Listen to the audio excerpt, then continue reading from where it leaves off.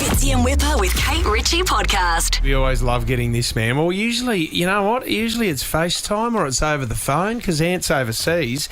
But he is here now with us and he is promoting SAS Australia, which kicked off last night on Channel 7 and 7+. And also, Ant's got a brand new podcast out, original Nova podcast. It's called Head Game, now on the Nova Player app. It is the magnificent Ant Middleton. Welcome, buddy. Way too kind.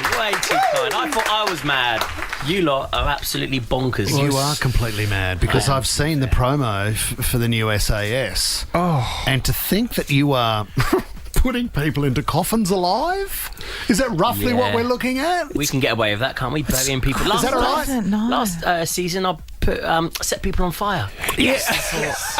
And that was fun. And how are you going to top that? And that was by just burying people alive. Waterboarding. That was just the cameraman. That was just the production. Trust me, I wanted to leave them there. Trust me. So this one's over in the Middle East because I know you've gone to Jindabyne. You've done one in Jindabyne here. That's right. You'll get the freezing cold water, but over in the Middle East, my gosh, it'd be hot over there, Ant. Do you know what? It's the polar opposite, isn't it? It's sand dunes. Yeah. No one can hear you sort of scream. You feel isolated. You feel trapped. Exactly where we want to keep them sort of psychologically until we start working on them. But it's a harsh environment. You can't get away from the heat. It's not like the cold where you can put on warmer clothes and heat up. You can't strip away your skin. So it's brutal. Just the elements are brutal. The environment is brutal. And then you've got us, the DS, on top of that. It just makes for a bad cocktail, really, doesn't it? Yeah. Can you give me, Ant Middleton, one moment? I mean, obviously you're in this role because you have the experience. Yeah. Can you give me one example that you found yourself in where you thought physically, I don't know if I'm going to get out of this? Yeah, it was only escape and evasion for me. We go on the run in Scotland for 5 days, the Highlands of Scotland. Not much sleep. You wouldn't be getting much sleep, Ant. No, you have to cover 30 miles a day as well. So that's 50 Ks. 50 Ks a day. For 5 days. Freezing? No food, no water. Jeez. Yeah, you have to sort of scavenge. Wow. It's the escape and evasion part. So you've already done probably 3-4 months of the course. This is sort of like the final test. Yeah, like a young kid on a bender at a music festival. Exactly. Yeah, keep going. I've done the 3 days before, but 5 days really pushed me. It's really trying to get out of Burning Man or something. Yes, when there's a flood.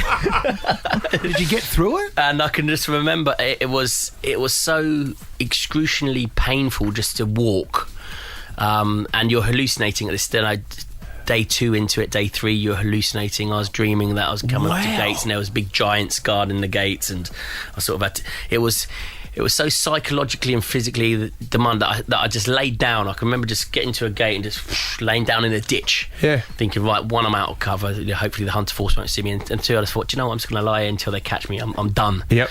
And then something just gave, you just have one of those moments where you just like, you've come this far, Ant. Go again. You've come this far, you hallucinate, and almost use the tricks that your mind's playing against you to your advantage. Yeah. So I remember just getting up and I was still hallucinating and just thinking, right, just pretend you're in a dream. Just go along until you... Yeah. And it was the most surreal, bizarre situation that I've ever been through. But I can remember the next 48 hours just went like that. Boom. Did it? And it's almost, I surrendered myself to the process, right? I was hallucinating, not really much I could do to it. And that's what the course is about, right? When you get on my course, surrender yourself to the process. Yeah, because the first season was the best because remember Faraz Durrani?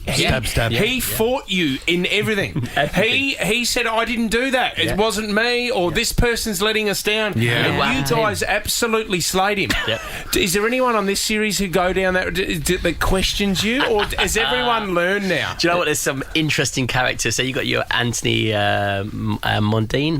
Anthony Mundine. Yes. Mundine. So he's a fiery character. Look, passing me the list now because I'm not very good with names. I'm good with numbers. Yes. So I believe he's number 3. So the podcast, you're talking to people that some of these people shouldn't even be here with us. Should they? I thought I met some interesting people on SAS.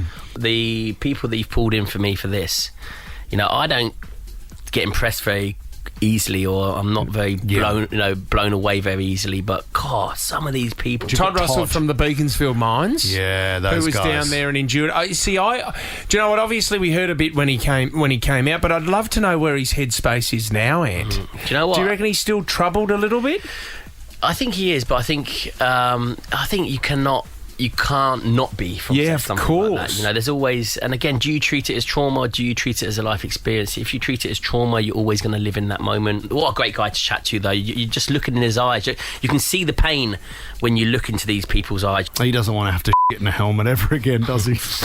I love it. The podcast is called Head Game. You also talked to homicide detective Gary Jubilant and an ex-spy, Jack Beaumont, which I'm really interested in hearing that one. Can I just jump in? No, you can't. Hey, We're done. Ant Middleton, you missed an opportunity. Kate Ritchie says, my dad messaged me saying I should be on this show. Do you want to take a moment to formally invite Kate to be on the show? Do you know what? When I was looking at you, thinking to and I could just envision a uniform on you. Yes. A uniform, a number on your arm. You know what? I thought, you know what? No. Yeah, no, yes. No. I am not just a number, Ant Yes, you Middleton. are now. You are when I'm in the studio. No, I'm not taking. Do you know what the funny thing is? I actually think doing SAS would be less traumatic for me than putting on a leotard and doing Dancing with the Stars. Correct. You're right. Kate, that's a great attitude to have. So it's back tonight on 7 and 7+. But Ant Middleton's brand new original podcast to Nova, it's called Head Game. You can get it now on the Nova Player app. Always a pleasure to get you in, Ant. Thank you very much for your time, buddy. Pleasure's all mine. Ant Middleton here, author, TV host, former soldier and adventurer. I've always been fascinated with the power of mindset and what humans are capable of if they learn to harness their minds. In my new podcast, Head Game, I'm speaking to people who have beat the odds and achieved the unthinkable by getting their head in the game. Sometimes I come out of those interview rooms and feel absolutely dirty and drained because I've sat opposite pure evil. Listen to Head Game wherever you get your podcasts. Fitzy and Whipper with Kate Ritchie is a Nova podcast. For more great comedy shows like this, head to novapodcast.com.au.